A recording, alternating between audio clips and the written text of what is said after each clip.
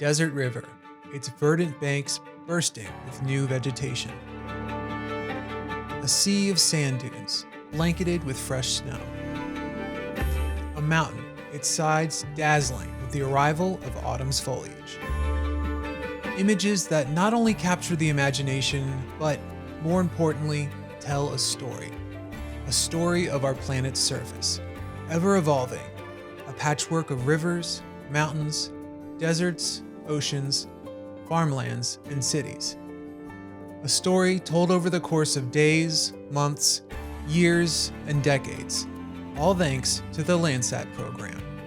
Landsat actually was one of the things that first got me involved in remote sensing. Landsat provided that global perspective, but still at the management scale resolutions, plot level, field scale, but also provide that sort of whole Earth scale resolution, and that was pretty exciting.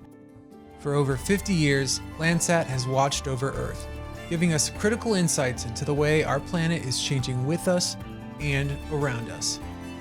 Now, 8 satellites later, it's time for this story's next chapter, Landsat Next.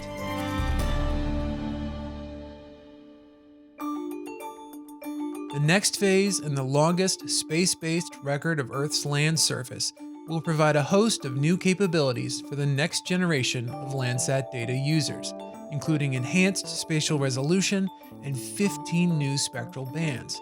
But the most remarkable feature of this new mission, while previous Landsat missions have all featured one satellite, Landsat Next will be a trio, a constellation of 3 observatories circling the globe in unison. Even before the launch of the last Landsat, the user community was actually being queried about what was their needs for the next Landsat. One of the things that came back was all the users said higher temporal revisit was the highest thing that people were looking for. And the way you get higher temporal revisit is you either have a wider swath so that you have a wider field of view, or you have more satellites that are viewing a larger portion of the Earth all the time. We came up with this approach that utilizes 3 smaller observatories to meet that temporal revisit and incorporates those spatial resolution improvements at each observatory while maintaining the full spectral capability across each observatory. This new triplet configuration will greatly improve the temporal revisit time, from 16 days with Landsat 9 down to just 6 days. Landsat Next will give scientists and data users a more precise view of how a scene changes over time. This can help highlight key stages of plant growth and is useful for crop management and estimating yield. One of the criteria actually we use to assess just even types of cover is based on when the crops emerge, when they might be harvested, but also being able to look at different insect outbreaks, look at different effects of drought. All this stuff can happen very fast, and so being able to respond quickly, this is an important aspect of being able to have this higher temporal revisit. Throughout the program's history, Landsat satellites have been able to chronicle the surface of our planet in stunning detail. Landsat Next will look to push that capability even further. To understand the resolution of Landsat, we need to zoom all the way in until we see individual pixels. Each pixel of a Landsat 8 or 9 scene is about 30 square meters. Landsat Next looks to improve this to 10 meters, roughly 9 times the resolution, allowing us to pinpoint finer details within the image.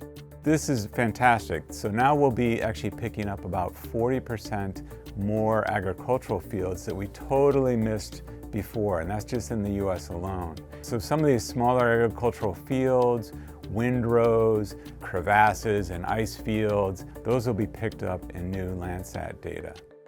This enhanced spatial resolution won't be limited to just visible light. Thermal bands will also be getting an upgrade from 100 meters to 60 meters, a resolution dimension slightly larger than the bottom of the Statue of Liberty's pedestal. Urban areas like New York City are prone to suffering from a phenomenon called the heat island effect, as an excess of impervious surfaces absorb and re-emit the sun's heat. Using Landsat Next's improved thermal resolution, scientists and data users will have the ability to map the temperature of urban areas in finer detail, possibly shedding light on better methods of sustainable urban development. Landsat imagery is well known for the vivid detail it provides of the Earth's surface, but Landsat satellites are actually collecting data from across the spectrum, starting with 4 spectral bands with Landsats 1 through 3, up to 11 bands with Landsats 8 and 9, from visible to thermal infrared. Landsat Next looks to push the program's spectral capabilities even further, boasting an additional 15 spectral bands, bringing the total to a whopping 26.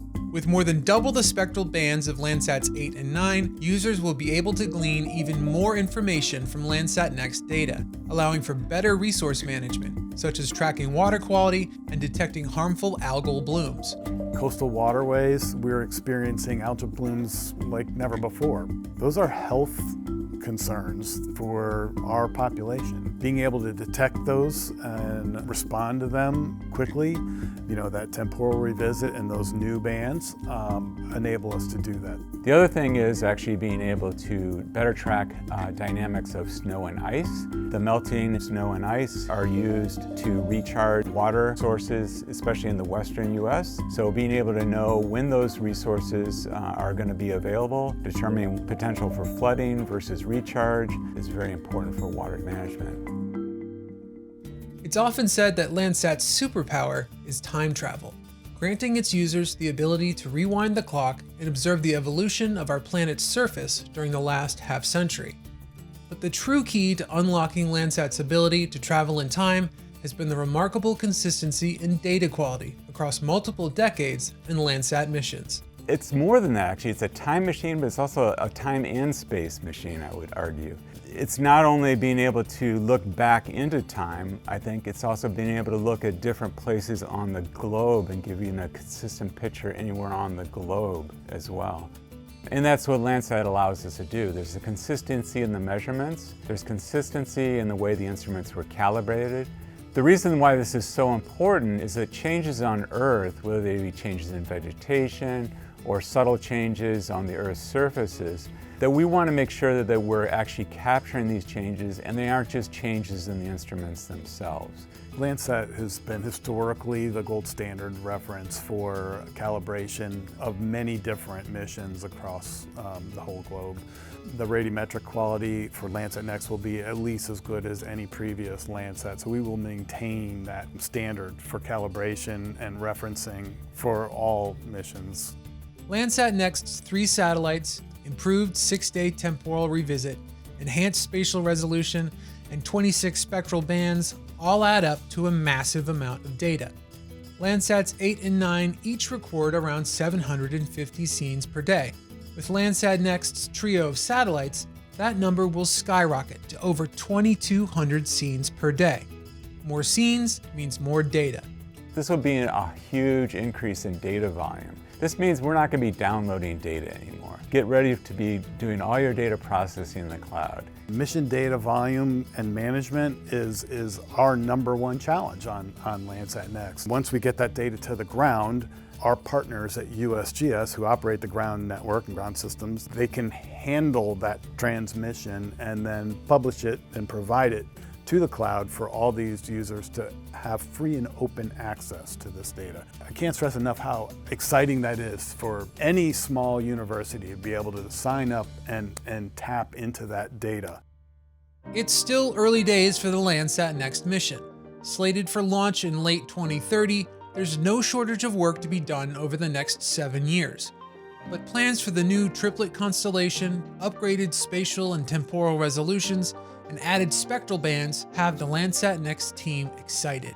Our mission right now is really a quantum step forward from previous Landsats. This may be the biggest leap in capabilities since the launch of Landsat 7. And when we launch in 2030, it'll be the biggest improvement in 30 years. I'm very, very excited. I can't wait to see what comes out of all of these emerging applications and how well it supports the user. Over the life of the Landsat program, the world's population has more than doubled, leading to increasing pressure on precious resources such as food and water. But time and time again, Landsat missions have only served to highlight humankind's innate ability to adapt to its environments, enabling us to develop better methods of sustainable resource management.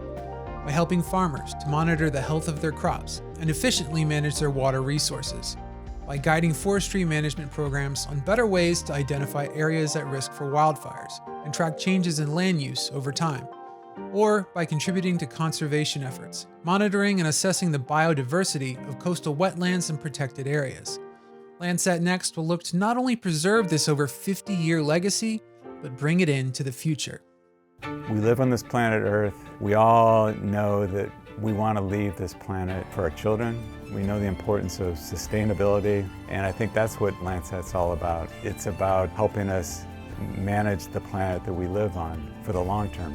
And that's why it's there, and that's why it continues to be here, and I expect it to be there for the next generation as well.